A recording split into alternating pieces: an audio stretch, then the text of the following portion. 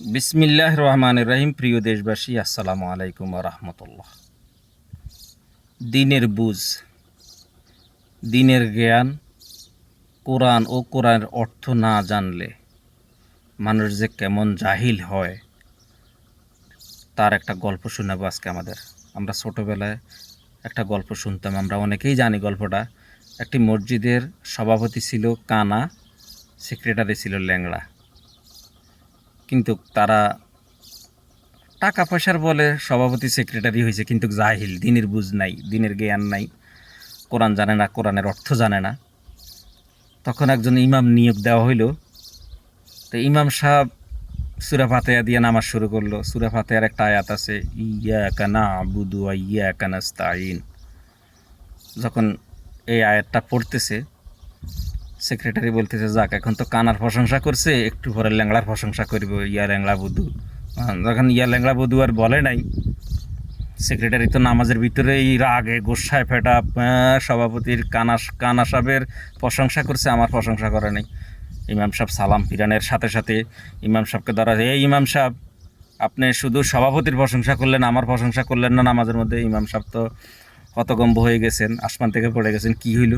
বলে যে, আপনি যে ইয়া কানা বুধু ইয়া কানাস্তাইন বলছেন, কানার প্রশংসা করছেন, সভাপতির প্রশংসা করছেন, তা আমার প্রশংসা তো করলেন না আপনি। আপনার পরের আয়াতটা তো পড়ার দরকার ছিল, ইয়া ল্যাংড়া বধূ ইয়া কানাস্তাইন। তো ল্যাংড়া বধূ তো আপনি বললেন না। ইমাম সাহেব বুঝতে আর বাকি হইলেন, এটা যে জাহেল মূর্খ। হ্যাঁ, তখন ইমাম সাহেব বুঝাই দিছে যে, ভাই, হ্যাঁ, ইয়া কানা বুধু ইয়া কানাস্তাইনের অর্থ তো আমি সভাপতির প্রশংসা করি নাই। হ্যাঁ, এটা এমনি এমনি বুঝাই দেওয়ার পরে যাক, বুঝ করলো। তা এই গল্পটা বলার অর্থ হইল, ভাই, দুনিয়ার শিক্ষা আপনি অনেক শিক্ষিত হয়েছেন, অনেক সার্টিফিকেট, আপনি সায়েন্টিস্ট হয়েছেন, বৈজ্ঞানিক হয়েছেন, বা ডাক্তার হয়েছেন, ইঞ্জিনিয়ার, যত কিছুই হয়েছেন আপনি, কিন্তু আল্লাহর কাছে আপনি জিরো। আর আপনি দুনিয়াতে কোনো সার্টিফিকেট অর্জন করেন নাই, কিন্তু কোরআন শিখছেন, কোরআনের আয়াত শিখছেন, কোরআনের অর্থ শিখছেন, দিনের বুঝ অন্তত চলার মতো শিখছেন, তাহলে আপনি সফলতা আমরা অনেকেই বাস দুনিয়াতে অট্টালিকা, কোটি কোটি টাকার মালিক, মন্ত্রী, মিনিস্টার, এগুলা হইলে সফলতা মনে করে। আসলে এগুলা মূল সফলতা না, এগুলা কিছুই না।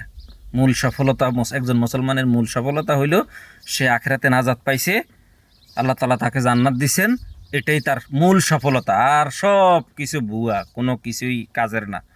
তো এই গল্পটা বলার অর্থ হইল এটে, আজকে আমরা না বুঝে, কোরআন হাদিস এগুলা না বুঝে অনেকেই বিতর্কের মধ্যে জড়াই যাই যে হুজুরা মসজিদে রাজনীতি করে। আসলে হুজুরা রাজনীতি করে না, রাজনীতি মানুষের জীবনের একটা অংশ। আর মানুষের জন্ম থেকে মৃত্যু পর্যন্ত প্রত্যেকটা বিষয়, পারিবারিক সাংসারিক জীবন, চলার জীবন, রাষ্ট্রীয় জীবন, দায়িত্বশীল বা আপনার নেতা হওয়া, প্রত্যেকটা বিষয়ে কোরআন আল্লাহ পাক বলেছেন, দিক নির্দেশনা দিয়েছেন। তো ওই কথাগুলো আলেম ওলামারা যখন বলে, আসলে সব আলেম ওলামারা তো আর জামাত করে না, অনেক আলেম ওলামা আছে দলে করে না কোনো, কিন্তু এগুলো জীবনের অংশ। এখন সুদ খাওয়া, ঘুষ খাওয়া, চাঁদাবাজি করা, দুর্নীতি করা, পরের জমিন আত্মসাৎ করে খাওয়া, এগুলো সম্পর্কে কি আল্লাহ তাআলা কোরআনে বলে নাই? বলছে। রাসূল সাল্লাল্লাহু আলাইহি সাল্লাম হাদিসে বলে নাই? বলছে। এখন এগুলো বললে যদি আপনারা আলেমদেরকে বলেন বা যে কোনো সাধারণ মানুষকে বলবেন যে এই রাজনীতি করে, এই জামাত করে, তাহলে এটা হলো আপনার জাহিলিয়াত। হ্যাঁ, তো আল্লাহ তাআলা আমাদেরকে সবাইকে সঠিক বুঝ দান করুক, এটাই বলবো। ভালো থাকবেন।